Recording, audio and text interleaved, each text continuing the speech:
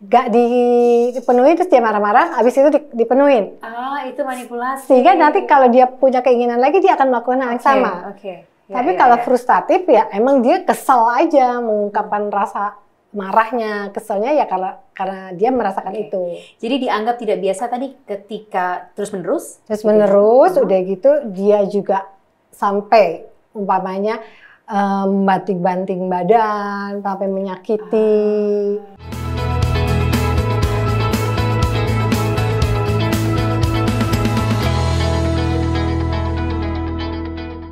Halo pemirsa MSTV Channel, saya Tantri Murdopo, sharing is caring. Hari ini kita akan ngobrol-ngobrol seputar tantrum.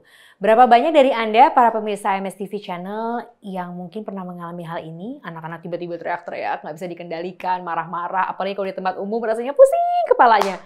Kita akan ngobrol-ngobrol sama Dr. Ferry, yang mungkin kita akan menggali lebih jauh lagi, karena katanya tantrum itu wajar. Bener nggak ya? Kita tanya langsung aja sama Dr. Ferry. Dr. Ferry, ketika seorang anak disebut tantrum tuh sebetulnya definisinya gimana ya?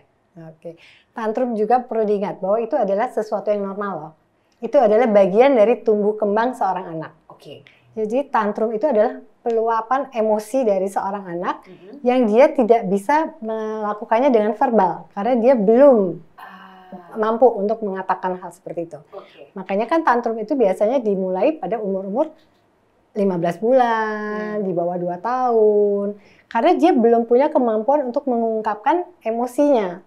Jadi dia nggak bisa mendefinisikan, gue lagi marah nih, gue lagi kesel nih. Tapi dia hanya bisa mengungkapkannya dengan bentuk nangis, marah-marah. Yang lebih daripada biasanya? Atau gimana sih dok sebetulnya? Nah, kalau lebih dari biasanya atau enggak, itu kan kita hanya bisa membandingkan dengan umpamanya adik atau kakaknya yang lain kan. Tapi kalau tantrumnya itu waktunya sebentar, itu masih normal. Yang nggak boleh itu adalah berkepanjangan, sering. Selalu begitu? Selalu begitu. Nah, tantrum sendiri itu ada dua loh. Ada yang manipulatif, ada yang frustratif. Manipulatif dong? Ada, manipulatif itu ada dari kecil udah mulai kan. Jadi dia tahu bahwa kalau dia punya keinginan, nggak dipenuhi terus dia marah-marah, habis itu dipenuhin. Itu manipulasi. Sehingga nanti kalau dia punya keinginan lagi dia akan melakukan hal yang sama. Tapi kalau frustratif ya emang dia kesel aja mengungkapkan rasa marahnya, keselnya ya karena dia merasakan itu. Jadi dianggap tidak biasa tadi ketika terus-menerus? Terus-menerus, udah gitu dia juga sampai umpamanya banting-banting badan, sampai menyakiti. Nah itu mungkin sudah perlu penanganan dari ahlinya atau psikolog. Berarti harus langsung dibawa karena ke itu dokter mungkin, atau iya karena mungkin itu khusus. ada sesuatu dari tumbuh kembangnya. Dan ini usia 15 bulan ke atas ya dok biasanya? Iya, biasanya umur 4 tahun tuh udah mulai hilang. Tapi ada juga sih beberapa yang masih ada. Ini berkaitan nggak dengan orang tuanya? Soalnya dokter kan selalu mengatakan bahwa ketika anak saya bermasalah nih, gitu ya, atau perlu saya bawa ke yang lebih expert, gitu, ke psikolog atau tempat-tempat lainnya, itu berarti orang tuanya juga yang pertama harus konsul terlebih dahulu. Ini pengaruh nggak tantrum ini? Sama nggak teorinya? Beda. Karena kalau tantrum itu kan dari tumbuh kembang seseorang anak. Artinya memang bawaannya dia dari kecilnya belum maksimal proses verbalnya kan. Nah, kalau hal seperti itu, yang penting adalah orang tuanya. Dia harus tenang. Kan kadang-kadang orang tuanya ikut emosi karena malu, betul. panik, terus dia jadi marah kan. Iya. Nah, justru pada saat anak tantrum, peran ibunya itu, orang tua itu sangat penting. Jadi orang tuanya harus tenang, bisa menenangkan anak, anaknya dipeluk aja. Kalau dia membahayakan atau di tempat umum, bawa ke tempat yang lebih tertutup. Biarin dia marah di situ atau nangis di situ, tapi kita jangan emosi juga. Nanti lama-lama dia reda. Nah, pada saat anak udah reda itu, baru kita bisa ngomong. Tapi jangan pada saat dia marah, terus kita juga mulai, kamu nggak boleh gini, kamu nggak ini. Enggak. Lebih emosi lagi malah makin meledak. Tapi ibunya harus tenang di situ. Tapi berarti kalau ini dianggap wajar, bisa hilang gitu ya dok? Ya. Kalau tidak hilang dan dibiarkan terus-menerus, apa yang terjadi dok? Terhadap Berarti tumbuh kembang anak ini?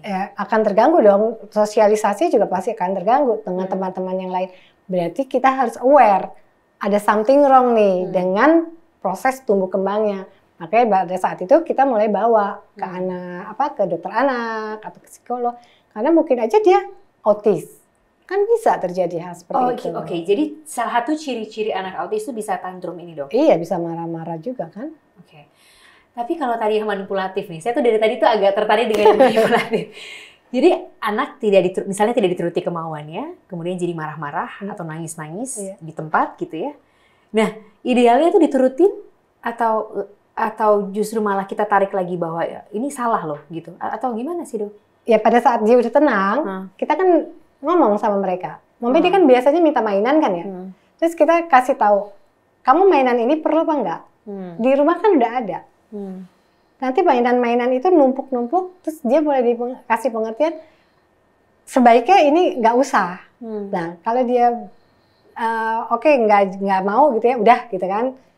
Berarti kan bagus dong. Tapi kalau dia ngotot terus-terusan mau, nah sebatas mana nih si ibunya tahan? Karena itu kan main tarik-tarikan, Dok. Sabar-sabarannya itu loh. Karena kan kebanyakan, udah cepetan dibeliin aja gitu kan, Dok.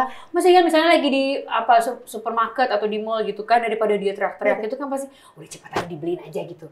Nah itu yang sebenarnya nggak mendidik. Itu salah ya? Iya, karena bukan salah benar ya, tapi itu akan berakibat.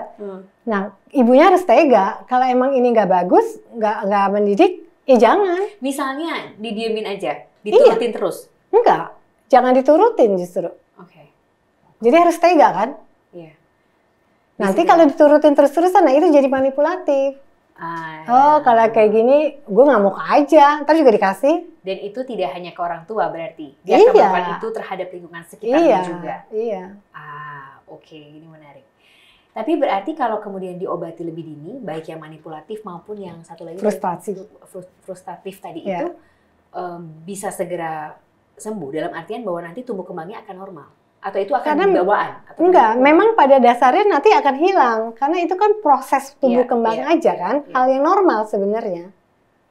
Nanti umur-umur makin dia bisa mengungkapkan, nah tantrumnya itu hilang. Karena sekarang tuh banyak, Dok, ibu-ibu atau orang tua muda seperti saya nih yang mengalami anak-anak tantrum gitu dan jadi makin banyak gitu. Jadi kita tuh preferensi tuh bingung gitu loh, Dok. Normal atau enggak ya? Terus kalau marah-marah atau nangis atau apa nih, diapain sih? Bingung gitu loh, Dok. Jadi berarti bekalnya buat orang tua muda nih gimana ya, Dok ya? Iya, pertama disadarin dulu bahwa tantrum itu hal yang normal. Itu bagian dari tumbuh kembang. Nggak usah panik dulu ya? Nggak usah panik. Terus setelah kita bisa menenangkan, kita tanyain apa yang dia mau, kenapa dia sampai tantrum itu. Terus kita kan tinggal lihat, ini masuk akal apa enggak, diikutin apa enggak. Kalau nggak masuk akal, nggak usah diikutin. Ini biasanya normal di usia berapa sih, Dok? Tadi 15 bulan akan bisa mulai nih, berarti kan 1 tahun lebih. Sampai di usia sampai berapa umur rata-rata ya, 4 tahun lah. Lebih dari 4 tahun berarti sudah tidak normal? Biasanya udah hilang, tapi kalau harusnya hilang. Ya, tapi kalau masih terus-terusan begitu, mungkin perlu untuk berkonsultasi. Tapi kan ada juga ya, Dok, yang ketika sudah dewasa tuh ketika marah atau ketika ingin sesuatu tuh dia jadi emosi berlebihan. Itu bawaan dari kecil kah? Enggak juga sih. Enggak juga. Nggak ada itu kan berarti lingkungan. Ya? Tapi hubungan mungkin ada karena karakter kan akhirnya yang terbentuk. Karena kalau dibiarin terus dia emosi terus kan ke bawah. Nah nanti sampai dia dewasa dia akan melakukan juga terus-terusan seperti itu. Kalau nggak dapat marah, kalau nggak dapat marah. Tapi itu kan mesti panjang kali lebar kali tinggi sabarnya, Dok ya, menghadapi anak-anak tantrum ini ya. Tapi kan nggak semua anak begitu kan, nggak semua anak akan tantrum kan, hanya ketika emosinya tidak tersampaikan, gitu kan, Dok. Dokter pernah ngalamin nggak sih, Dok? Kebenaran nggak. Sama cucu-cucu juga nggak ya? Ada satu cucu yang tantrum yang nangisnya berkepanjangan. Tapi pada saat itu saya perhatiin ya, ibunya tuh lagi emosi pada saat dia hamil anak itu. Pada saat hamil? Iya. Nah ini, jadi ternyata apa yang kita alami ketika sedang mengandung, ketika sedang 9 bulan 10 hari itu katanya idealnya tuh akan terbawa, itu kadang tidak disadari. Makanya pentingnya adalah pengetahuan tentang kehamilan, terutama itu adalah kejiwaan. Ibu hamil tuh penting banget di situ. Saya perhatiin kan anak saya tuh punya 4 anak gitu ya. Anak pertama itu kan karena dia benar-benar lagi seneng, pengen tahu, itu menjadi anak yang manis banget. Begitu anak kedua dia lagi nggak tahu deh, pokoknya lagi mungkin emosinya udah mulai kacau gitu-gitu. Anak keduanya juga tantrum. Begitu dia anak ketiga menyadari, dia balik lagi nih jadi anak yang manis gitu kan. Anaknya bagus lagi. Tapi terus anak yang kedua ini dideketin khusus kan, mulai dideketi, dipeluk, disayangin, didiskusi. Sekarang nggak apa-apa. Tapi nggak ada hubungannya dengan asupan gizi, itu nggak ada ya dok ya dengan tantrum. Ada yang bilang ini anak-anak tantrum, oh ini kebanyakan gula nih gitu. Ada yang bilang gitu, oh ini kebanyakan protein nih atau kebanyakan apa? Mungkin nggak gitu, langsung ya, itu biasanya gluten ya. Oh, berarti benar ya dok? Ada pengaruh ya. Oke. Saya juga jadi deg-degan juga nih sama anak-anak kayak gitu kan. Soalnya kalau misalnya terjadi di tempat umum tuh loh dok, kadang-kadang suka bingung juga, dan kebanyakan sekarang tuh di tempat umum banyak loh dok anak-anak tantrum. Dan biasanya ibunya malu. Jadi marah lagi, terus diseret lah apa, kan jadi terjadi kekerasan. Tapi kalau ibunya tenang, dipeluk aja tuh anak, nanti lama-lama reda juga. Tapi nggak boleh dikerasin ya dok? Enggak, dia akan makin ada trauma lagi dan iya, dia akan disulut lagi, akan tambah marah. Oke. Tapi berarti dari pengalaman dokter tadi, ketika anak pertama tantrum nggak berarti anak kedua tantrum juga gitu ya? Kalau pengalaman dokter, aku dengar dari pengalaman dokter tadi, itu tergantung dari bagaimana pengalaman kita ketika hamil. Bahkan dalam satu saudara kandung pun juga bisa beda-beda pengalamannya sendiri gitu ya. Oke, berarti catatan pentingnya apa dok untuk pemirsa AMS TV Channel tentang tantrum ini?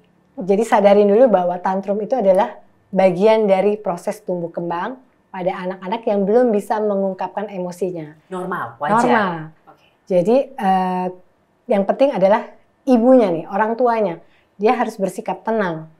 Dan tidak terpengaruh juga, tidak ikut emosi. Karena kalau ikut emosi, itu akan makin ngamuknya makin hebat gitu loh. Dan makin berkepanjangan. Anak-anak pun juga kalau tantrum tuh kita kan diemin dulu, artinya dia pun akan belajar tentang kesabaran kan. Si ibunya juga belajar sabar untuk mengatasi anaknya. Dan setelah itu baru melakukan dialog dengan anaknya untuk mengungkapkan apa sih yang dirasakan pada saat dia marah.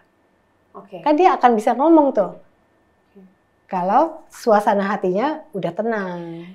Nih dok, ada yang bilang kalau anak itu lagi tantrum, diemin aja sampai nanti dia diem sendiri. Bener nggak itu dok? Diemin tuh bukan dalam arti kata sabodo ya, tapi tetap diawasin. Artinya takutnya kan dia melakukan hal-hal yang menyakiti dirinya kan. Atau dia lempar-lempar barang. Tapi tetap, itu saya nggak ngerti ya. Itu emang sifat manusia kali ya. Kalau dengan pelukan, biarpun udah sampai orang tua, kalau dipeluk itu pasti dia akan tenang. Karena hormon endorfinnya keluar. Jadi dia merasa tentram, merasa aman. Jadi dia reda gitu loh. Berarti bisa nggak saya simpulkan bahwa sebelum anak-anak kita tantrum, kita pelukin banyak-banyak, kita sayang banyak-banyak? Betul. Betul ya dok? Jadi kalau gini ya, kan di depan kita nih, di belakang sininya, itu adalah hipofise yang mengeluarkan hormon kebahagiaan.